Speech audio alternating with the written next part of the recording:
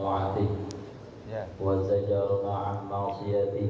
أشهد أن لا إله إلا الله وحده لا شريك له اعترافا بربوبيته، وأشهد أن محمدا عبده ورسوله إقرارا بوحي نبوته. اللهم صل وسلم وبارك وعظم على سيدنا مولانا محمد من أرسله الله بشريعته وعلى آله وصحبه وأمته الذين يتمسكون بسنته. أما بعد، فقال الله تعالى في القرآن الكريم وهو أصدق القائلين: أعوذ بالله من الشيطان الرجيم. بسم الله الرحمن الرحيم. وإذ ابتلى إبراهيم ربه بكلمات فأتمهن. صدق الله العظيم. Yang sama-sama kita hormati para asatidzah, para tokoh masyarakat, mobil khusus Ustaz Arifin, Ustaz Ubaidillah, Ketua RT 06 RW 08, Tim Patro, Ustaz Kurnia, serta yang terhormat Bapak Ali serta Bapak Tony yang pada kesempatan kali ini mengadakan acara khitanan atas putra beliau. Siapa namanya? Al-Fatih. Al-Fatih. Al-Fatih. Mudah-mudahan kehadiran kita di sini dalam rangka mengikuti acara ini sekaligus menurunkan rahmat Allah atas doa yang kita panjatkan, baik kepada orang-orang yang kita niatkan yang telah mendahului kita maupun kepada orang yang kita niatkan yang sedang berkhitan. Mudah-mudahan jadi anak yang soleh, yang berbakti kepada orang tuanya, berguna bagi agama dan bangsanya. Amin ya rabbal alamin. Para bapak dan hadirin sekalian, khitanan ini termasuk dari kewajiban orang tua kepada anak. Ini kewajiban orang tua kepada anak. Dalam satu kitab dikatakan annahu yajibu 'alal wali ayyahtana as-saghira qabla bulughihi. Wajib bagi wali, orang tua atau walinya, untuk mengkhitankan anak kecilnya sebelum usia balik. Jadi dikhitan itu sebelum balik. Ya, makanya biasanya orang-orang tua kita ini, terutama yang laki-laki, ditawarin kapan mau khitan, kapan mau sunat gitu. Ya, tawarin. Biasanya udah umur 4 tahun ke atas ditawarin. Jangan sampai nanti udah balik belum sunat. Ya, udah balik belum sunat. Ada yang begitu. Masih ada yang belum sunat. Hah? Belum ada yang belum sunat ya. Kalau belum sunat, kata orang perempuan kagak enak makan pisang sama kulit-kulitnya gitu. Ini kewajiban orang tua dan juga kewajiban buat setiap mukallaf untuk khitan. Wajib untuk khitan. Orang muslim harus khitan. Bahkan perintah khitan kepada Nabi Ibrahim, saat itu Nabi Ibrahim umurnya 80 tahun. 80 tahun baru turun perintah khitan. Dan wajib bagi Nabi Ibrahim untuk dikhitan. Akhirnya Nabi Ibrahim dikhitannya. Ya apaan itu ya? Ya katanya sih bil bil makdam apa gitu. Jadi model kayak ya kampak kecil lah gitu. Kampak kecil. Kalau kita sekarang kan ya mungkin masih muda, masih halus kulitnya ya, pakai bengkong, pakai silet, pakai itu bisa gampang. Ya. Makanya nih kalau ada yang umur 40 belum khitan, ikuti Nabi Ibrahim tuh kan. 80 tahun baru khitan. Ya, siapin golongannya mengkampak dan begini. Nah, ini termasuk wajib. Kenapa? Ya, kenapa buat Imam Syafi'i, mazhab Syafi'i, itu khitan bukan hanya wajib laki-laki tapi perempuan juga wajib. Ya, makanya orang kita itu dari dulu begitu, yang perempuan juga wajib dikhitan. Tapi khitannya beda sama laki-laki. Kalau laki-laki kan kuluk, dibuang kuluknya. Kalau perempuan sekedar diseset dikit, ya bagian klitorisnya. Nah itu sekedar untuk mukromah. Jadi mukromah untuk memuliakan perempuan. ya, memuliakan perempuan. Jadi menurut mazhab Syafi'i wajibnya bukan hanya laki-laki tapi perempuan. Cuman sayang sekarang banyak bidan yang kagak mau, dokter pada kagak mau. Ya nggak apa-apa, kita jangan kalah akal, cari bidan yang mau, gitu. Ya, walaupun ada juga pendapat yang menyatakan sunnah bagi perempuan, tidak wajib. Nah, artinya apa?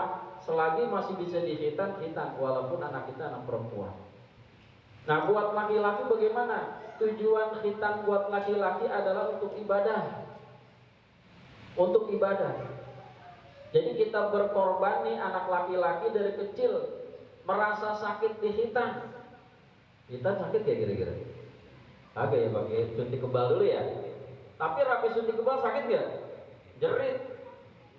Lagi disuntiknya sakit, udah rapi dipotong mungkin gak sakit karena suntik kebal masih berasa. Nanti rapi suntik kebal perih, jajalin lah kalau mau lagi sekali. Perih, cuman perihnya itu, sakitnya itu dalam rangka ibadah. Karena itu perintah Allah, wa idz tala Ibrahim rabbuhu bi kalimatin fa atammahunna. Dan ketika Allah memberikan ujian kepada Nabi Ibrahim bi kalimatin, dengan beberapa kalimat perintah dan larangan, fa'atammahunna, kemudian Nabi Ibrahim menyempurnakannya. Biar kata perih, biar kata sakit, tapi ini perintah Allah harus dijalankan, maka kita jalankan. Dan kita didik anak-anak kita, khitan ini termasuk dari perintah Allah Subhanahu wa ta'ala. Dan tujuannya mulia. Kalau buat laki-laki itu termasuk bagian dari kesempurnaan sholat. Orang kalau belum dikhitan kulumnya masih ada, kalau kencing najisnya masih ada di ujung. Dan kalau najis masih ada di ujung, dia sholat masih gesah karena masih bawa najis. Kalau mau nggak disunat, najis nggak ada, setiap kencing ditarikin tuh, ya ditarikin apa namanya, najisnya kagak ngumpul di situ, kulumnya ditarikin. Menariknya jangan sering-sering, ya kan repot kalau begitu. Makanya wajib dikhitan. Karena nanti kalau dia kencing, najis itu tidak ngumpul di depan, untuk kesempurnaan sholat.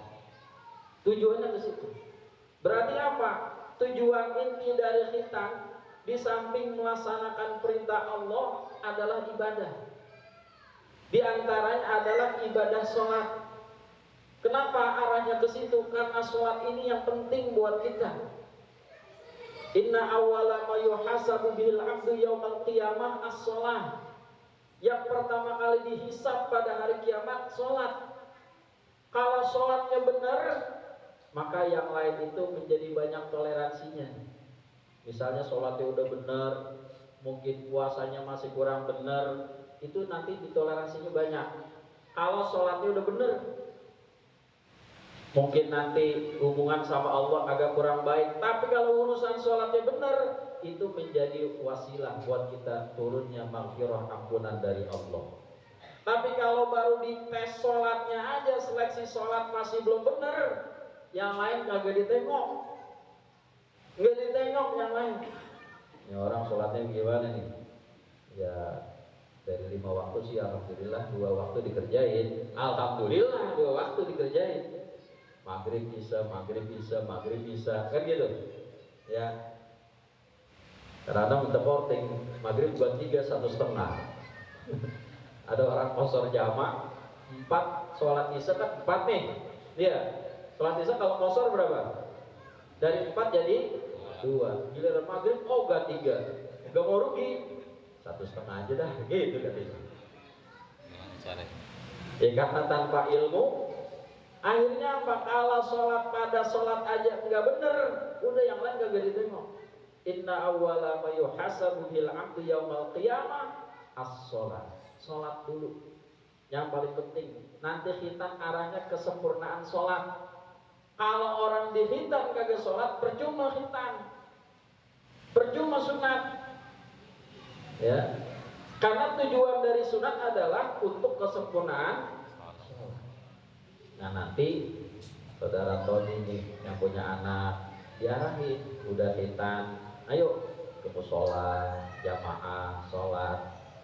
Nah kita punya anak, ini satu investasi yang besar sebenarnya. Ya, inna auladakum hadiyatun alaikum. Anak-anakmu hadiah Allah buat kamu. Kenapa? Agar nanti anak kita menjadi penolong kita. Kalau nanti kita di akhirat, kalau kita udah di kuburan, kalau kita udah meninggal, anak kita melakukan kebaikan hasil didikan kita nih orang tua sampai kepada orang tuanya. Bagi tiap sholat dikirimin Fatihah. Habis sholat ila hadratin Nabi Muhammad sallallahu alaihi wasallam wa ala alihi wa sahbihi wa dzurriyyatihi wa ila abaina wa ummahatina wa ajdadina wa jaddatina wa masyayikhina wa muallimina al-Fatihah. Tiap sholat dikirimin Fatihah sampai ke orang tuanya. Bahkan dalam kitab Irsyadul Ibad itu ada cerita, ada seorang wali yang ngimpiin orang dalam kuburan. Tiba-tiba dia masuk dalam alam barzakh. Ketika di alam barzakh itu dilihat orang-orang yang ada di alam barzakh ini, ada orang-orang yang pada ngumpul. Dia di satu tempat seperti ngumpulnya orang lagi ngantri sembako. Ini di Irsyadul Ibad. Ngantri sembako. Kumpul semua. Masing-masing ngumpul di situ. Tapi ada satu orang kagak ngikut tuh ngantri. Ya, dulu kita ngantri minyak goreng, ya gitu. Ngantri minyak goreng, semua pada ngumpul. Tapi ada yang di rumah tenang-tenang aja. Kenapa? Kenapa yang di rumah kagak ngantri? Ada di rumah, mau apa yang ngantri, kan gitu. Nah, orang yang kagak ngantri ini ditanya sama wali, "Nek, kok kagak ngantri?" "Mau apa yang saya ngantri? Orang tiap hari saya dikirimin. Tiap hari saya dikirimin sama anak saya. Tiap hari sampai tuh kiriman Fatihah dari anak saya. Disebut ila abaina wa ummahatina, dari untuk bapak-bapak kami, untuk ibu-ibu kami, sampai tuh kepada orang yang sudah meninggal." Percaya nggak? Untuk percaya coba mati ntar kita kirimin. Kata Sono ngomong sampai pun kayak gitu. Ya, mati dulu dah. Nah, sampai tuh ke sono. Jadi orang-orang yang dikirimin Fatihah sama anaknya sama cucunya sampai ke sono. Enggak perlu ngantri. Yang ngantri yang mana? Yang kagak diingat sama anak-anaknya. Yang kagak diingat sama cucunya. Enggak disebut tuh untuk bapaknya, untuk ibunya enggak disebut. Akhirnya dapatnya dari mana? Allahumma ighfir lil muslimina wal muslimat wal mu'minina wal, itu dapatnya yang umum. Makanya kalau kita punya tahu apal silsilah kita ke atas, sebut namanya.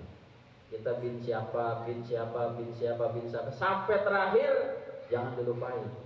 Sebut. Bahkan tiap habis sholat, kalaupun tidak sebut nama, lagi jamaah, ila abaina wa ummahatina, ya, itu disebut. Bapak kami, ibu kami, semua disebut agar sampai. Ini tujuan dari sholat. Ya, dengan kita ajarin anak kita sholat, maka setiap anak sholat, maka pahalanya sampai ke kita. Kan anak tergantung orang tua, kan gitu ya. Anak tergantung orang, tergantung bapaknya, tergantung emaknya. Kalau emaknya main tiktokan, anak main tiktokan. Tapi tiktok sekarang sudah banyak macamnya. Ada juga tiktok Alfia ada, ya. Jangan tiktok joget aja. Apalagi sekarang anak udah macam, susah kita mau nanya sama anak. Giliran kita nanya, udah sholat belum? Kamu nanya. Itu bayang, ya. Dek, udah sholat? Kamu nanya. Kamu bertanya-tanya. Repot ini. Akhirnya susah nanya jadinya. Enak gak usah kita nanya, kita tuligin aja kan. Yang penting nih, anak kita jangan sampai gak sholat, itu aja. Karena berapa banyak jutaan orang yang ada di bawah bumi ini, yang kita injak di bumi, di bawah bumi ini, jutaan orang pengen hidup 1 jam aja untuk sholat. Nah, kita yang dikasih kesempatan hidup ternyata banyak ninggalin sholat. Na'udzubillah min, bukan di sini, bukan di sini. Sono, ya, sono, kampung seberang. Cuman kadang-kadang kesini juga. Bukan. Yang penting sholat. Ayo, percaya demi Allah, tidak ada kehidupan yang paling kita rindukan nanti ketika kita di hadapan Allah kecuali saat kita ibadah. Hidup kita semua itu menjadi kenangan yang indah pada saat kita sujud di hadapan Allah Subhanahu wa taala. Bukan saat lagi nyari duit, bukan. Bukan saat kita lagi tur, bukan. Bukan saat kita lagi tamasya, bukan. Bukan saat kita nerima gaji, bukan.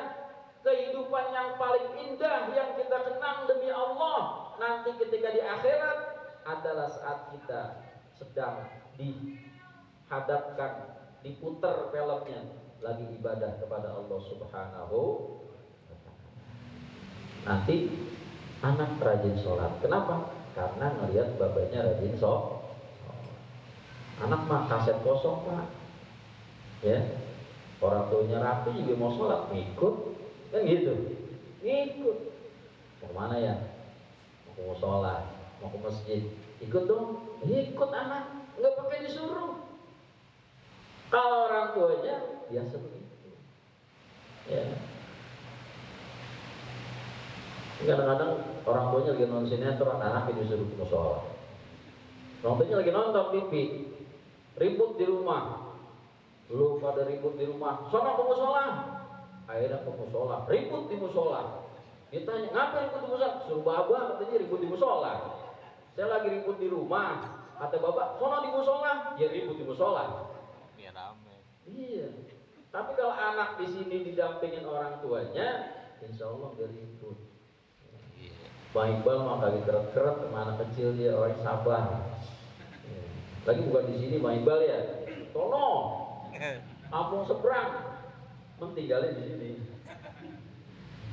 Nah, kalau udah sholat, tahap kedua perbaiki sholat kita. Ini penting. Perbaiki sholat kita. Sebab orang yang sholat aja masih bisa celaka. Kita nggak usah bicara yang nggak sholat dah. Yang nggak sholat bakal dipanggang semua nanti dah. Ini yang sholat nih masih bisa celaka nih.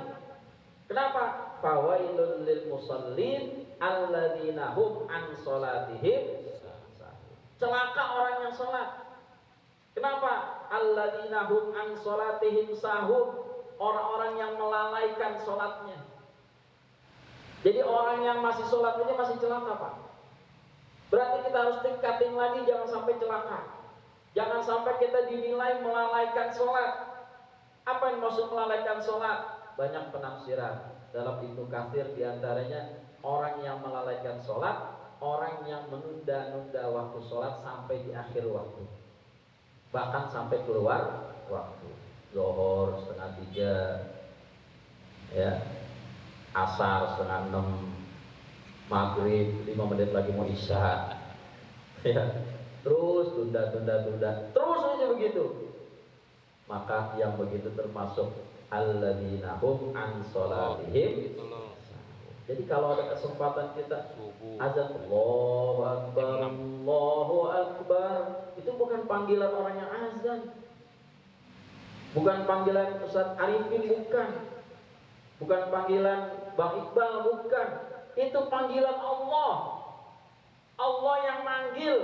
Hayya 'alas shalah, ayo kita sholat. Hayya 'alal falah, orang yang sholat dapat kemenangan. Ayo. Nah, kalau kita sering nunda panggilan Allah, sering mangkir dari panggilan Allah, maka kita takut berhadapan dengan Allah nanti. Tapi kalau kita selalu mau ngikutin apa yang Allah panggil, nggak takut kita di hadapan Allah. Ya. Yang rajin-rajin sholat maka kita takut mati. Ya. Bang Oji, nggak takut mati Bang Oji mau dia. Mau besok? Oh enggak. Tawarin tuh. Kita tingkatin sholat kita. Termasuk rukun-rukunnya, syarat-syaratnya sholat. Makanya kita perlu ngaji. Karena dalam hadis itu orang yang melaksanakan sholat dengan baik, maka sholat akan mendoakan dia. Idza ahsana sholata fatamma ruku'aha wa sujudaha. Apabila ada seseorang membaguskan sholatnya, dia menyempurnakan rukuknya, menyempurnakan sujudnya, menyempurnakan rukun dan syarat-syaratnya, qalatis sholat, sholat akan berkata, hafizakallah kama hafiztani, semoga Allah menjagamu sebagaimana kamu menjagaku. Faturfa'u, maka sholat itu diangkat ke hadirat Allah dan diterima Allah Subhanahu wa taala. Tapi wa idza asa'as shalah falam yutimma ruku'aha wa sujudaha. Ada orang melaksanakan sholat sembrono, ada orang melaksanakan sholat asal jadi, ada orang melaksanakan sholat buruk sholatnya. Dia tidak menyempurnakan ruku dan sujudnya, dia tidak memperhatikan rukun dan syarat-syarat sholatnya. Qalatis sholat, sholat akan berkata, Dayya'akallah kama dayya'tani. Semoga Allah menyia-nyiakanmu sama seperti kamu menyia-nyiakan diriku. Fatulaku, maka sholat itu dibuntel, dibundel, sholat itu digulung. Kama yulaku saubul khalaq, sebagaimana digulungnya baju yang telah usang. Fatudrabu biha wajhuhu, maka kemudian dilemparkan kepada penghuni, kepada pemiliknya. Orang yang melaksanakan sholat masih bisa celaka. Maka kita tinggalin, kita ngaji, hadir majelis taklim dalam rangka apa? Supaya kita selamat. Hidup cuma sebentar, ya. Ad-dunya sa'ah faj'alha ta'ah. Dunia sesaat. Kata Imam Syafi'i, ad-dunya sa'ah faj'alha ta'ah. Dunia sesaat, sebentar, maka jadikanlah sebagai satu ketaatan agar kita selamat nantinya. Kenapa orang-orang yang baik itu kekal di neraka, kekal di surga? Kenapa? Karena sepanjang hidupnya dia melakukan kebaikan, kalaupun dikasih umur selama-lamanya, dia akan meneruskan kebaikannya. Maka pantas dia khalidina fiha abadan, masuk surga selama-lamanya. Pantas kalau begitu. Ya, kita sholat di sini dan kita cari, kita hidup ngais pahala sebenarnya, ngais bekal ke akhirat hidup. Wa ma khalaqtul jinna wal insa illa liya'budun. Tidaklah aku menciptakan kalian, menciptakan manusia dan jin melainkan untuk beribadah. Jadi tujuan hidup kita ini ibadah. Ada kemarin ada yang meninggal tuh, orang Kristen masuk Islam malam, baru masuk Islam tahun 2000 apa namanya tuh ya, baru meninggal kemarin 2022 ya, 2000 masuk Islam malam, tekun melaksanakan. Buat dia prinsip hidup apa? Saya hidup untuk sholat, saya hidup untuk sholat. Terus bagaimana kerja? Kerja selingan, kerja selingan katanya. Antara selingan sholat ya kerja, antara selingan sholat nyari duit. Jadi tujuan itu bukan nyari duit, bukan. Tujuan hidup sholat. Di antara sholat selingannya nyari. Kalau kita kan kebalikannya. Iya. Gojek nih, Grab, wah tanggung. Udah azan, Allah baru, waduh, panggilan gede juga nih. Tarik mang, tarik. Kalau dia enggak, sampai kemudian didiriin tuh restoran, ya, didiriin restoran, itu tulisannya makan sebanyaknya, bayar seikhlasnya. Makan sepuasnya, bayar seikhlasnya. Itu tulisannya begitu. Laku banyak. Ya orang makan sepuasnya bayar seikhlasnya. Siapa yang ogah? Oh di sini ramai pada ngantri. Tapi rugi dia, kagak rugi. Makin untung. Rugi. Dia buka cabang, bahkan bukan hanya satu, udah ada sekitar 15 cabang di Indonesia. Dan patokan dia kalau buka rumah makan tuh bukan lihat ramai orang belinya, bukan. Dilihat nih orang kira-kira butuh dakwah Islam atau enggak, sampai begitu. Sampai nanti diajak, ayo kita sholat, ayo sholat, ayo sholat. Sampai kemudian banyak tuh pegawainya kaya, ya, kaya, yang begitu kaya, yang intinya hidup untuk sholat, selingannya kerja, kaya. Kita tujuan hidup nyari kerja, sholat itu kadang-kadang miskin, kan rugi.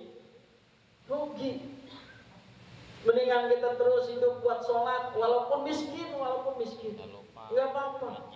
Tapi nanti di akhirat kita berhadapan sama Allah dalam keadaan senang. Mendingan gitu. Cari dari duit sebanyak-banyaknya, sekuat tenaga, sampai sholat ditinggal, masih miskin juga, buat apaan? Buat apaan? Nah makanya udah hidup kita rubah. buat sholat, selingannya kerja, buat sholat kerja. Nah, kita ngais di rezeki, ngais pahala, berhadapan dengan Allah. Dengan apa? Sholatnya jangan sendiri, jangan di rumah, jamaah di sini. Karena sholat sendiri itu dapat pahalanya 1. Kalau jamaah berapa? 27. Walaupun nih ada ulama nih, waktu itu ketinggalan dia sholat jamaah Isya.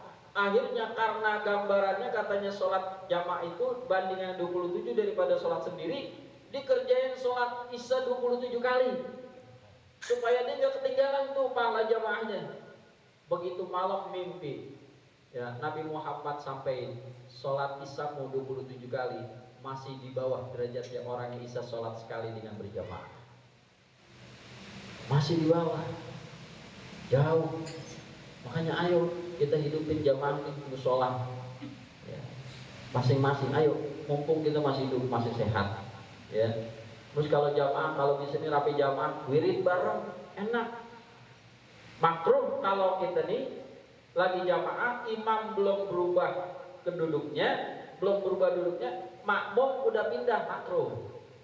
Allah nggak suka, tungguin sampai imam berubah duduk, baru kita berangkat, baru kita pindah. Salaman nggak usah, nanti belakangan aja, ya belakangan. Jadi khusus kita di situ. Nah, yang bagus lagi sampai doa bareng sama imam bangunnya. Karena doa yang mustajab adalah doa imam. Walaupun kita doa pinter, kalau imam lagi doa jangan doa sendiri. Karena yang mustajab bukan doa kita, doa imam. Kita cuma ngaminin aja. Itu yang mustajab. Ngaminin doang kan gampang, ya. Ada yang kagak bisa amin. Nggak bisa amin, kita kuburin sekarang. Amin doang, amin. Imam yang doa, Bang Ubay yang doa, ya. Kita nggak disuruh doa, kita cuma ngaminin, tapi itu yang mustajab. Walaupun kita bisa pinter doa, tapi kita harus mengamini imam. Jadi bangunnya bareng sama imam. Jangan imamnya lagi sholat waladhdallin, amin. Giliran rapi nih sholat, rapi doa, tengok kagak ada orang belakang. Lah tadi yang amin siapa? Apa kagak serem itu? Perasaan tadi ada amin lagi sholat, giliran kita nengok kagak ada orang di sono. Kampung seberang, ya, kampung seberang, bukan di sini, bukan. Mainnya kemarin, ya. Ayo, amin dalam sholat itu kalau amin bareng sama imam itu sama malaikat aminnya. Malaikat akan amin juga kalau antara imam dengan makmum amin bareng. Makanya kalau waladhdallin imam amin juga, jangan diam. Ghairil maghdubi alaihim waladdallin. Imam jangan diam, amin juga imam, makmum amin. Bareng antara imam dengan makmum amin itu adalah dibarengi dengan aminnya malaikat. Aminnya malaikat. Nah, di situ arti amin apa? Istajib du'a'ana. Terimalah doa kami. Nah, aminnya yang semangat. Doa amin aja. Amin.